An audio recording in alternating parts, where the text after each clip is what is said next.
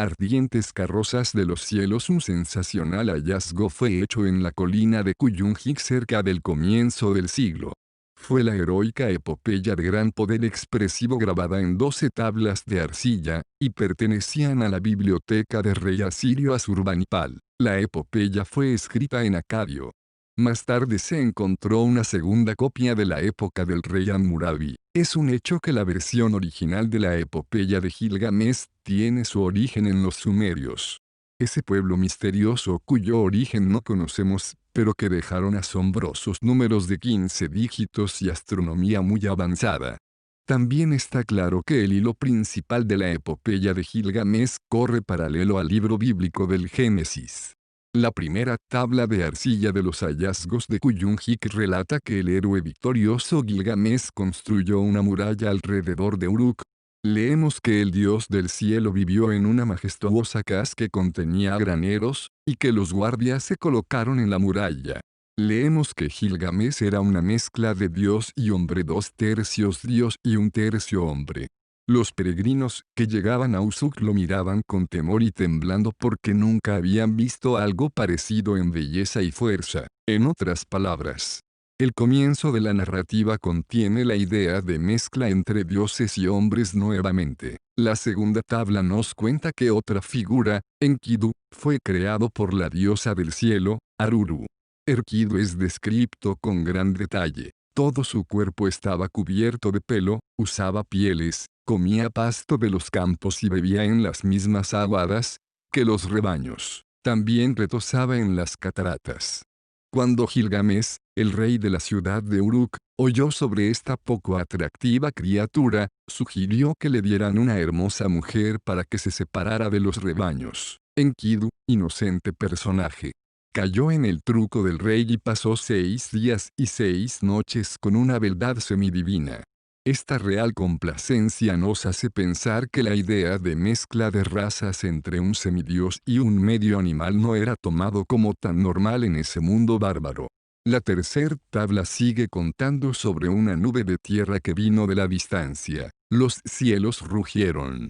La tierra se estremeció y finalmente el dios Sol salió y tomó a Enkidu con poderosas alas y garras. Leemos con asombro que cayó como plomo en el cuerpo de Enkidu y que su peso le pareció como el de una roca. Incluso si le reconocemos los antiguos cuentistas fértil imaginación y descontamos las adiciones hechas por traductores y copistas, lo increíble sigue estando. ¿Cómo pudo saber el antiguo cronista que el peso de un cuerpo se convierte en pesado como plomo a cierta aceleración? Hoy en día sabemos todo sobre las fuerzas de gravedad y aceleración. Cuando un astronauta es empujado hacia atrás por una fuerza de varios g en el despegue, ha sido calculado de antemano. Pero ¿cómo se le ocurrió la idea al antiguo cronista? La quinta tabla narra cómo Gilgamesh y Enkidu salieron a visitar la morada de los dioses juntos. La torre en que los dioses Irminis vivían podía ser vista centelleando a la distancia mucho antes de llegar a ella. Las flechas y misiles que los viajeros enviaron a los guardias rebotaron sin hacerles daño, y cuando llegaron al recinto de los dioses una voz les rigió, comillas, dense la vuelta. Ningún mortal viene a la montaña sagrada donde los dioses habitan, el que mira a los dioses a la cara debe morir. No puedes ver mi cara, porque ningún hombre podrá verme y vivir. 12 en Éxodo. En la séptima tabla está el primer relato de un testigo de un viaje espacial, hecho por Enkidu. Voló por 4 horas agarrado en los talones de bronce de un águila. Así es como la historia lo relata. Literalmente me dijo: mira hacia abajo a la tierra. ¿A qué se parece? Mira al mar. ¿Qué te parece? Y la tierra era como una montaña y el mar era como un lago. Y nuevamente voló por 4 horas y me dijo: mira hacia abajo a la tierra. ¿A qué se parece? Mira al mar. ¿Qué te parece? Y la tierra era como un jardín y el mar era como la cañada de un jardinero. Y voló más arriba aún otras 4 horas y dijo: mira hacia abajo a la tierra. ¿A qué se parece? Mira al mar. ¿Qué te parece? Y la tierra era como migas y el mar era como un canal de agua. Comillas. En este caso, alguna criatura viviente debe haber visto la tierra desde una gran altura. La descripción es demasiado acertada para ser el producto de simple imaginación. ¿Quién podría decir que la tierra parecía de migas y el mar como un canal de agua si no tuviera algún concepto de cómo se ve la tierra desde las alturas? Porque la tierra realmente se ve como un rompecabezas de migas y canales de agua desde una gran altura, cuando la misma tabla nos cuenta que una puerta habló, como una persona viviente. Sin duda identificamos el fenómeno, con un micrófono, y en la octava tabla el mismo Enkidu, que debe haber visto la tierra desde una considerable altura, muere de una enfermedad misteriosa. Tan misteriosa que Gilgamesh pregunta si no se le habrá transmitido por el aliento venenoso de un pecho celestial. Pero ¿de dónde sacó Gilgamesh la idea de que aliento venenosos de un pecho celestial podía causar una enfermedad incurable y fatal? La novena tabla describe cómo Gilgamesh llora la muerte de su amigo Enkidu y decide emprender un largo viaje hasta los dioses. Porque está obsesionado con la idea de que puede morir de la misma enfermedad que Enkidu. La narrativa dice que Gilgamesh llegó a dos montañas que sostenían los cielos y que estas dos montañas enmarcaban el portón del sol. En el portón del sol encontró dos gigantes. Y después de una larga discusión lo dejaron pasar porque era 2/3 de Dios el mismo. Finalmente Gilgamesh encontró el jardín de los dioses, más allá del cual se extendía el mar sin fin. Mientras Gilgamesh estaba en camino, los dioses le advirtieron 2 veces: Gilgamesh, ¿por qué te apuras? No encontrarás la vida que buscas. Cuando los dioses crearon al hombre, lo destinaron a la muerte, pero retuvieron la vida para ellos. Gilgamesh no escuchó advertencias, quería llegar a Utnapishtim, el padre de los hombres, sin importar los peligros. Pero Utnapishtim vivía en el lado opuesto del gran mar, ningún camino llevaba a él, ningún barco navegaba por allí excepto el del dios Sol. Sorteando todo tipo de peligros, Gilgamesh cruzó el mar. Y sigue su encuentro con Utnapishtim, que es descrito en la 11ª tabla. Gilgamesh encontró la figura del padre de los hombres, ni más grande ni más ancha que la suya. Y dijo que se parecían como padre e hijo. Entonces Utnapishtim le cuenta a Gilgamesh sobre pasado, extrañamente en la primera persona para nuestra sorpresa. Tenemos una descripción detallada del diluvio. Recuerda que los dioses le avisaron del diluvio que vendría y le dieron la tarea de construir un barco en el cual albergar mujeres y niños, sus parientes, y artesanos de todo tipo. La descripción de la violenta tormenta, la oscuridad, la marea creciente, y la desesperación de la gente, que no pudo llevar con él, tiene una tremenda fuerza narrativa incluso hoy en día. También escuchamos, tal como el cuento de Noé en la Biblia, la historia del cuervo y la paloma que fueron liberados y cómo finalmente las aguas descendieron y el barco encalló en una montaña. El paralelo de la historia del diluvio en la epopeya de Gilgamesh y la Biblia no tiene duda, y no hay un solo erudito que lo niegue.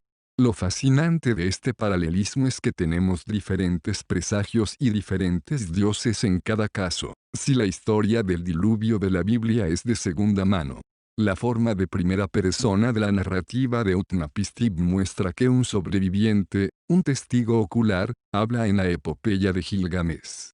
Ha sido claramente probado que un diluvio catastrófico realmente tuvo lugar en el Antiguo Este hace unos miles de años.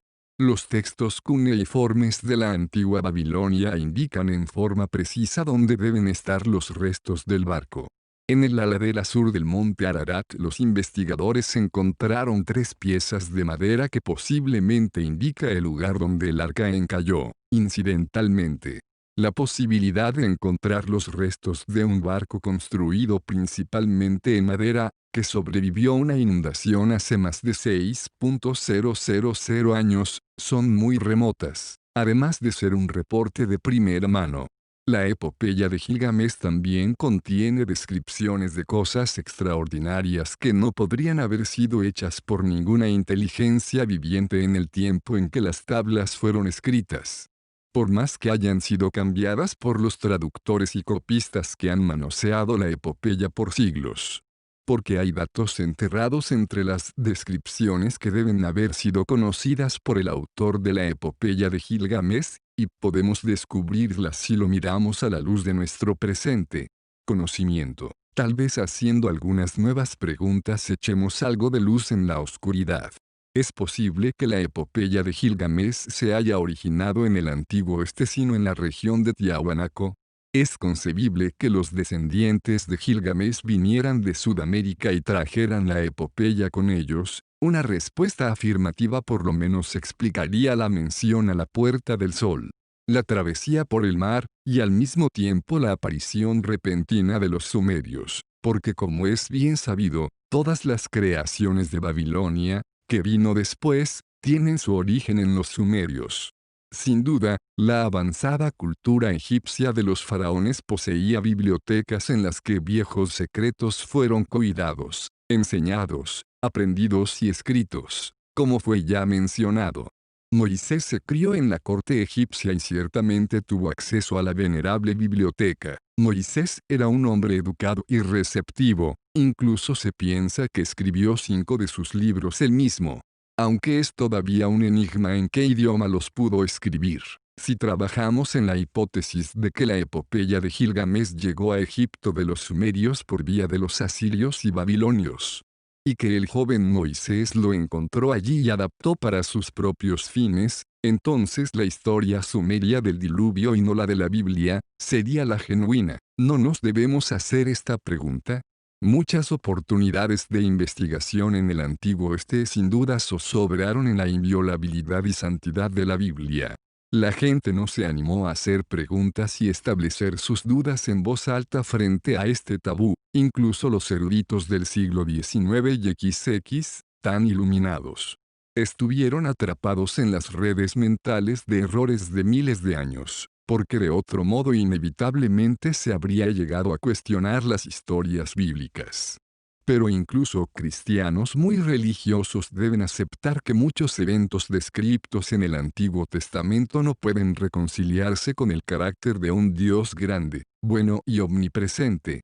El hombre que quiera preservar los dogmas religiosos de la Biblia intactos debe estar interesado en clarificar quién educó a los hombres de la antigüedad, quién les dio las primeras reglas de vida en comunidad, quién les entregó las primeras reglas de higiene, y quién aniquiló las razas degeneradas. Si pensamos así y hacemos preguntas como estas, no necesariamente no somos religiosos. Yo mismo estoy convencido que cuando la última pregunta sobre nuestro pasado tenga una genuina y convincente respuesta, algo que llamo Dios, a falta de un hombre mejor, quedará por la eternidad. Pero la hipótesis de que el Dios inimaginable necesitaba vehículos con ruedas y alas para moverse de un lugar a otro, se apareaba con gente primitiva, y no se animaba a dejar caer su máscara, sigue siendo una insultante pieza de presunción, mientras no sea apoyada en pruebas. La respuesta de los teólogos de que Dios es sabio y que nosotros no podemos imaginar en qué modo se muestra, escabulle nuestra pregunta y es por eso mismo insatisfactoria. La gente puede querer cerrar los ojos a nuevas realidades, pero el futuro roe nuestro pasado cada día. En el futuro cercano, los primeros hombres aterrizarán en Marte, si hay un solo, antiguo, largamente abandonado edificio allí, si hay un solo objeto indicando antiguas inteligencias, si hay un dibujo en una roca. Entonces estos hallazgos sacudirán los cimientos de nuestra religión y llenarán nuestro pasado de confusión.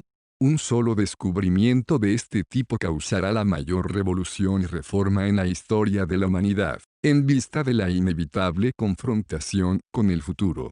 ¿No sería más inteligente usar ideas imaginativas al observar nuestro pasado? Sin ser ateos, no nos podemos permitir ser crédulos. Cada religión tiene un perfil, un esquema, de su Dios. Está obligada a pensar y creer dentro de este perfil. Mientras tanto, con la era espacial, el día del juicio intelectual cada vez está más cerca. Las nubes teológicas se evaporarán. Con el decisivo paso en el universo deberemos reconocer que no hay 2 millones dioses, ni 20.000 sectas, ni 10 grandes religiones, sino una sola. Pero sigamos construyendo nuestra hipótesis del pasado de la humanidad. Esta es la imagen hasta ahora. Hace una indefinible cantidad de años una nave espacial desconocida descubrió nuestro planeta. La tripulación de la nave descubrió pronto que la Tierra tenía todos los requisitos para el desarrollo de la vida inteligente. Obviamente, el hombre de esa época no era el Homo sapiens, sino algo bastante diferente. Los hombres del espacio fertilizaron artificialmente algunas hembras de esta especie, las pusieron a dormir profundamente, según dicen antiguas leyendas, y partieron. Miles de años después los viajeros espaciales volvieron y encontraron especímenes desparramados del Homo sapiens. Repitieron experimento de apareamiento varias veces hasta que produjeron una criatura suficientemente inteligente como para aprender las reglas de la sociedad. La gente de esa época era todavía bárbara, como había peligro que podría hacer retroceder a la nueva raza. Los viajeros del espacio destruyeron los especímenes no exitosos o se llevaron a los Homo sapiens para establecerlos en otros continentes. Las primeras comunidades y las primeras habilidades comenzaron a existir, caras en las rocas y pinturas rupestres se hicieron, la alfarería fue descubierta. Y se hicieron los primeros intentos de arquitectura. Los primeros hombres tenían un gran respeto por los viajeros del espacio, porque vinieron de un lugar absolutamente desconocido y volvieron después allí, fueron los dioses para ellos. Por alguna misteriosa razón, los dioses estaban interesados en pasarles su inteligencia, cuidaron las criaturas que crearon, querían protegerlas de la corrupción y preservarlas del mal. Querían asegurarse que su comunidad se desarrollara adecuadamente. Sacaron del medio a los anormales y trataron que los que quedaron recibieran los requerimientos básicos para una sociedad capaz de desarrollarse. Admito que esta especulación todavía está llena de huecos. Me pueden decir que no hay pruebas. El futuro dirá cuántos de estos huecos se podrán llenar. Este libro plantea una hipótesis hecha con muchas especulaciones, así que la hipótesis puede no ser verdadera. Pero cuando la comparo con las teorías que permiten a muchas religiones vivir sin ser asaltados en el refugio de sus tabúes, me gustaría atribuirle un mínimo porcentaje de probabilidad a mi hipótesis. Tal vez sea bueno decir unas palabras sobre la verdad. Cualquiera que cree en una religión y nunca ha sido atacado, está convencido de que tiene la verdad. Se aplica no solo a cristianos sino también a los miembros de otras comunidades religiosas, tanto grandes como pequeñas. Teólogos, filósofos y otros más han reflexionado sobre sus enseñanzas, sobre su maestro, y están convencidos que encontraron la verdad naturalmente. Cada religión tiene su historia, las promesas de su Dios, sus convenios con Dios. Sus profetas y sabios maestros, que han dicho pruebas de la verdad, siempre comienzan en el centro de nuestra religión y de allí se expanden. El resultado es sesgado por una manera de pensar que hemos aceptado desde niños. Sin embargo, varias generaciones han vivido y siguen viviendo convencidas de tener la verdad. De una forma más modesta, declaro que no podemos poseer la verdad. En el mejor caso podemos creer en ella. Cualquiera que realmente busque la verdad no puede y no debe buscarla bajo la égida y dentro de los confines de su propia religión. ¿Cuál es el propósito de la vida? Creer en la verdad o buscarla. Incluso si los hechos del Antiguo Testamento pudieran ser probados arqueológicamente en Mesopotamia, esos hechos verificados no serían prueba de la religión que les concierne. Si las antiguas ciudades, villas, e inscripciones son encontradas en una región en particular, se demuestra que la historia de los pueblos que vivieron allí es un hecho real. Pero no se prueba que el Dios de ese pueblo era el único Dios, y no un viajero espacial. ¿Se le ocurriría a un solo cristiano reconocer que el Dios de los preincas es el genuino Dios? Como resultado de las excavaciones en Perú, simplemente quiero decir que las experiencias místicas y las actuales hacen la historia de un pueblo. Así que cualquiera que realmente busque la verdad no puede ignorar nuevos puntos de vista simplemente porque no calcen en su esquema de pensamiento o creencia. Dado que los viajes espaciales no existían hace 100 años, nuestros abuelos no podrían haber pensado si antepasados tuvieron visitas del universo. Supongamos que, terrible, pero posible. La civilización actual es enteramente destruida por una bomba H y una guerra atómica. 5000 años más tarde, los arqueólogos encuentran fragmentos de la Estatua de la Libertad de Nueva York. De acuerdo a nuestra forma actual de pensar, dirían que se encontraron con una divinidad desconocida. Probablemente un dios del fuego, por la antorcha, o un dios del sol, por los rayos alrededor de su cabeza. Nunca se animarían a decir que era un artefacto simple, una estatua de la libertad. Después de todo, la idea de aterrizar en la luna era absurda hace 50 años